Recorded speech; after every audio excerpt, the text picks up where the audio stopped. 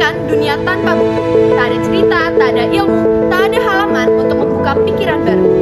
Kota tanpa buku itu hampa, seperti malam tanpa cahaya. Padahal dengan buku kita bisa berkelana tanpa batas, menjelajahi masa lalu, dan menebus masa depan. Serta kita bisa menemukan jati diri kita sendiri dengan kata-kata. Buku itu bukan cuma benda, tapi sahabat menemani dimanapun. Dengan literasi, kita bisa memahami dunia dengan cara lebih luas. Tapi sekarang zaman sudah berubah. Teknologi hadir di genggaman kita. Semua terasa cepat dan mudah. Tinggal satu klik, informasi datang tanpa batas. Benar, kita bisa belajar melalui internet, membaca e-book, serta menonton video-video pembelajaran. Teknologi mengajarkan banyak cara agar kita bisa lebih banyak tahu.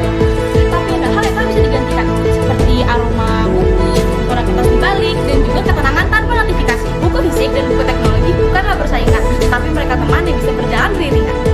Nah, di sekolah kita, semangat literasi juga terus tumbuh. Bukan cuma lewat membaca buku, tapi juga melalui teknologi dan kegiatan kreatif siswa.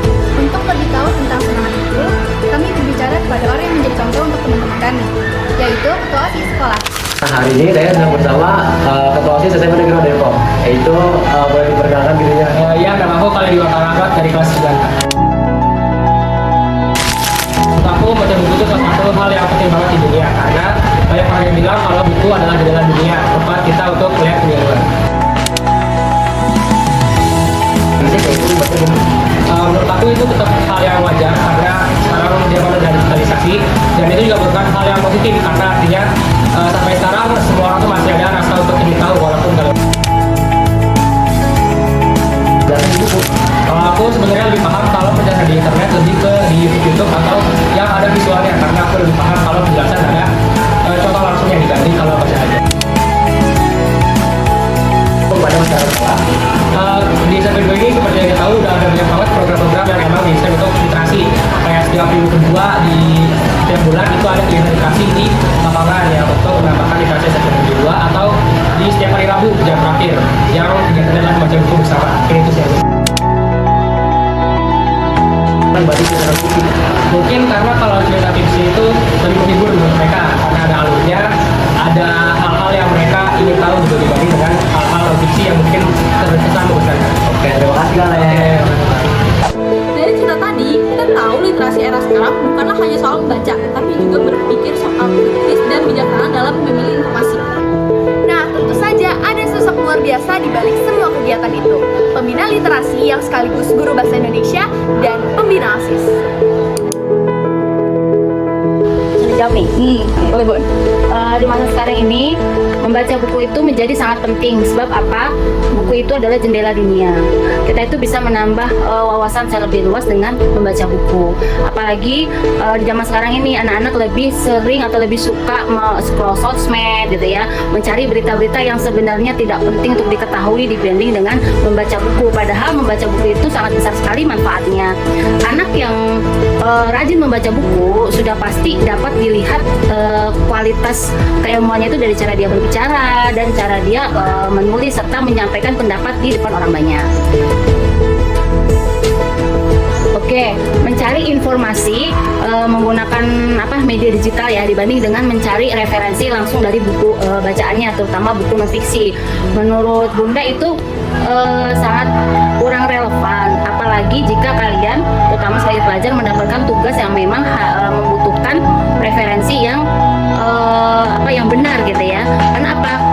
Sebenarnya perkembangan teknologi ini juga patut kita syukuri karena sudah pasti itu memberikan kita kemudahan. Namun ada minusnya seperti penggunaan ChatGPT dan lain sebagainya. Tidak semua informasi yang diperoleh dari media digital itu kebenarannya itu dapat dipertanggungjawabkan ya dibanding dengan membaca buku secara langsung, karena sudah pasti kalau buku itu sudah melalui proses editor dan lain sebagainya, sehingga informasi yang didapatkan dari buku itu jauh lebih relevan dibanding dengan mencari di media digital, apalagi di ChatGPT. Sudah pasti jika membaca buku secara langsung